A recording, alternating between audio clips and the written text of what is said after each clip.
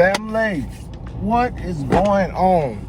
Now, forgive me. I know if you've been keeping up with me, you saying, Dante, you didn't do our mantra yesterday, man. You tripping. And I did forget. Please forgive me. It was a hot one yesterday. Yesterday was a good one. But today is day 23. Thank you, God. We made it. Day 23. 7 more days. Now, let's say it all together. Come on. We're going to the grocery store. Come on. Let's go. Things are always working out for me. Come on, let's take a deep breath. Let it out. And say it one more time like you mean it. Say things. We ain't even got to shout. Say things are always working out for me. Now, if this is your first time, welcome to MentalRecast, where our only objective, somebody help the new person out, help them out, is to change the way you think. I'm your host, Dante, and today is day 23, and the foundational scripture today is John chapter 20, and it said verse 1 and 2, but that wasn't good enough. So we got to take it from verse 1 all the way down to verse 18. And paraphrasing, in that morning, Mary Magdalene went to the tomb of Jesus, and she seen that it was empty. And then she ran and told Peter and one of the other disciples, and she said, yo, it's empty. Like, he not in there. So they ran back to the tomb to go and see. And something was kind of funny I seen was that it said that Peter's other assistant, or the other guy that was with Peter, the other disciple, you know what I'm saying? Somebody that's not even named, somebody that doesn't have even, notoriety in the Bible. It says that he outran Peter. You know what I'm saying? And he was dipping. He was gone, trying to get to the tomb to see if Jesus was there or not. And so it said that he wasn't. And then they left and they went home. And then it said Jesus appeared to Mary Magdalene. This is the juicy part. It says that in John 14, chapter 20, it said that Jesus appeared to Mary Magdalene, but she didn't know that it was him. She thought that it was the gardener. You know what I'm saying? So she was like, look, sir, I don't know who you are. I know you might be here to trim the bushes, trim the hedges, whatever. The upkeep. But wherever you took Jesus, wherever you took him and buried him, just let me know. Just let me know so I can do what I came to do. I came to, beautify the body with spices and earth. Just let me do what I came to do.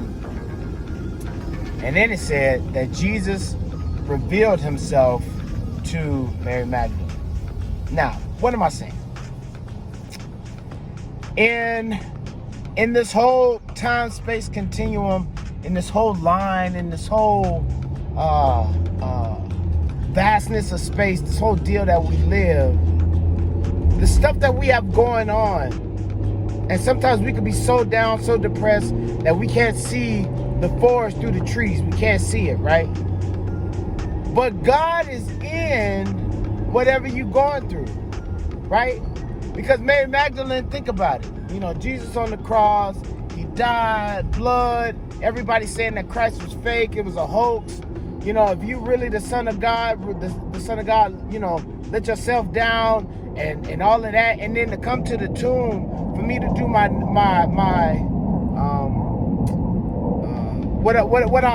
I've been, the custom. It's customary for us to come and beautify the body, you know what I'm saying? That's customary for us to bring spices and, that's customary. But I can't even do that because the body's not here. What am I saying? This is what I want to say. You are definitely maybe going through something. We all are. Whether we're on our journey to be better, have more, whatever. We all are going through something, and we're approaching it as if it's dead. Come on. We're approaching the prosperity. We're approaching the abundance. We're approaching our weight loss. We're approaching our marriage, us finding the love of our life, twin flame, all of that. We're approaching it as if it's already dead. So you going to the body, you going to the situation as if it's already dead. It ain't no hope. But the Creator told you from a couple videos ago that I got everything working out. Romans 8:28. We said it earlier. Our mantra. Things are always working out for us. But you steady going to your thing that you desire. You steady going to it with a dead mindset. You prepared. You didn't prepare to go to it with a I know they say it might be dead, but I know the Creator told me that it can be resurrected. I know they say that I might be too old, but God told me that I can still do it. I know they say that they say I might be ugly, they say I might be fat, but God told me that I'm beautiful. You know what I'm saying? They may have said the business was done, the business venture was over, but God told me that He is abundant and He will supply all my needs. You do not go to whatever it is that you are believing for. Don't go to it with no herbs and no spices. Come on in. Don't go with it with no spices. Leave those spices at the house. Leave those spices for something else that's dead that you need to throw those spices to. Don't you do it. You go to the situation, you go to the thing that's dead, that the Creator told you that could be resurrected, that will resurrect. You go into it with complete knowing, complete faith, not hope, complete faith, knowing that your situation has the power and the opportunity to be resurrected. And in doing all of this and being consistent, let's go. That's my downfall. That's my thing that I'm working on. That's my, that's my being transparent and being 100 is procrastination and consistency. Because when I look back over my life, I seen that I was doing a lot of stuff, but I wasn't being consistent. I'm good at a lot of stuff. You know what I'm saying? Productive in a lot of things, but I'm not checking off no goals. I'm not checking off abundance. I'm not checking off prosperity. It has come because I have to change it. It has come in pieces, and God did what He said. He said that if you pay your tithes, do your offering, that He will rebuke the devourer for your sake. And God has definitely done that. God has definitely made the devil to be out a liar, and I'm not lacking anything. But as far as that according to Malachi 3:10, the abundance, pouring out a blessing that I don't have room to receive, I personally haven't felt like that has happened. So yep, God has done the one part, but I've been looking and I'm expecting for God to do the other part. So with me being consistent and doing something to bring value and not just thinking of myself and actually being a creative, the more that I study, the more that I see that I have to continue to be productive. That's the only way we will see abundance in our life, is being productive. That's the only way we will gain any traction or any footing, is if we're being productive. That's the only way. And I know a lot of people, a lot of people that view my videos, and some may be suffering from depression or low self-esteem or anxiety or OCD, which is all valid. But as your brother, let me come and tell you, I ain't no doctor, none of that, you know what I'm saying? This isn't medical advice, but let me tell you from somebody who lived through it. And because look, you don't have to be crazy to have anxiety.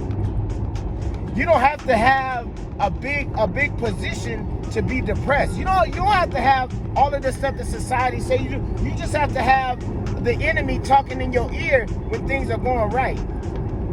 When you're trying to get a foot up and you're trying to do something, and then here come the devil, here come negative people and their negative vibrations coming to tell you, you know what I'm saying, what you should and shouldn't do, and this and all of that. And you got to be careful that you're not that person to somebody else.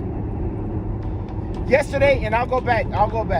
Yesterday I had a friend, and I had thought about her last week for me to invite her to church, like I said. So yesterday I have a friend, and we real cool, real close. And this is talking about being a distraction, being a negative influence, you operating in a negative vibration. So I said something to her, I was like, oh, because the picture that she had posted was a little provocative. And I was like, oh, what you doing? Put that thing up. What you think this is? And she was like, well, what did you mean? And as soon as because she said, "What did you mean?" Because I was self-conscious about it, and I didn't even want to post it in the first place. And so now all the signals are there, all of the tellings are there. She, a little self-conscious about how she looked. I don't know where she is in her life.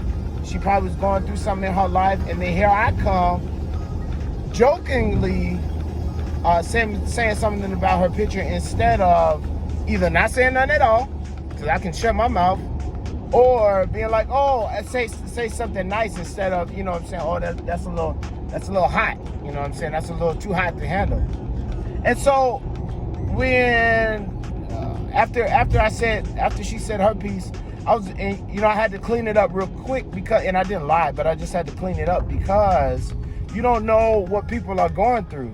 And you know what I'm saying? And that picture that she posted, that was probably just something for her to get her self-esteem back up, you know what I'm saying? Because she's been going through, a little deal or whatever. But my point is, you don't need to put your mouth on people, or you don't need to talk about people when you don't even know what they're going through.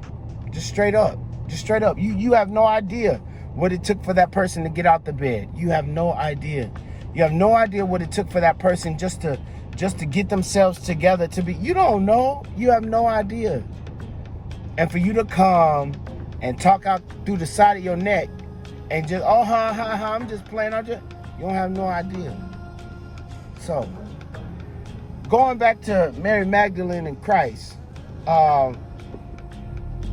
you have to stop going and approaching the things that you want in a dead way. And I'm going to tell you, you've been doing it and see the outcome you've been getting. You've been going and doing things the same old way and walking around, running around the same old bush, doing the same old events and thinking that something else was going to happen, and you've been getting the same results.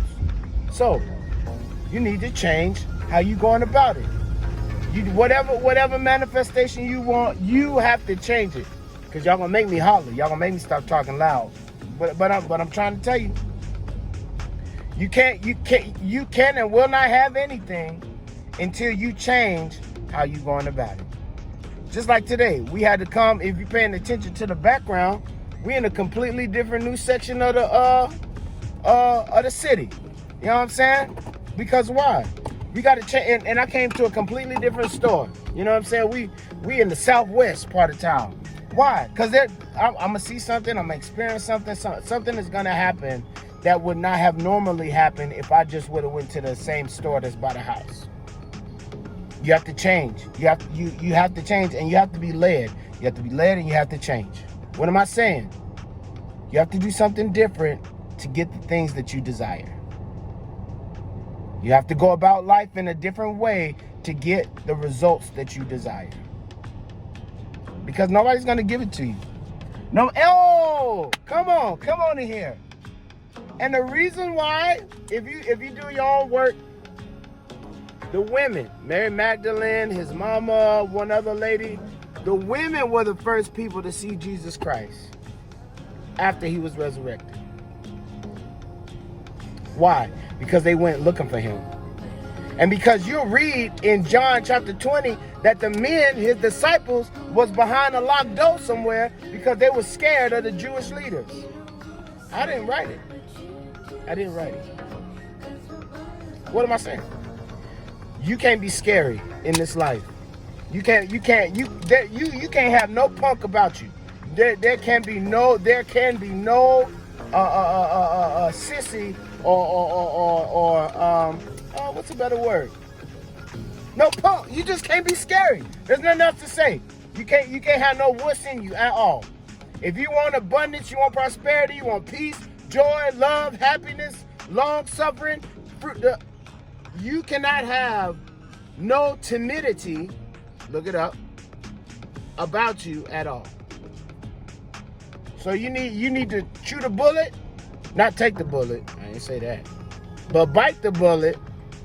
And I remember a long time ago in the cartoons, You know, the guy that was strong, he would chew leather. You know, he would take his belt off and just chew the leather. You know what I'm saying? And that's how you got to be when it comes down to your manifestations. The things that you want, you have to be that gung-ho about it. You don't have to hurt nobody. You don't have to lie. You don't have to steal. You don't have to kill. You don't have to do none of that. But you have to have your own mind up about the life that it is that you want to live. Whether it's holiness, getting closer to the Lord, having a spouse, having finances, having children, whatever it is, you have to have your mindset made up. Because nobody is going to give it to you. So, with that, this is Dante. This is Mental Recast, where our only objective is to change the way you think. That's day 23. And, yeah. Gotta have your mind made up. It looked dead. It looks desolate. It looks stinky. You know, it stank. But you have to have your mind made up if that is the manifestation that you want. So, I love you. We love you. And we'll see you tomorrow, Lord willing. Peace.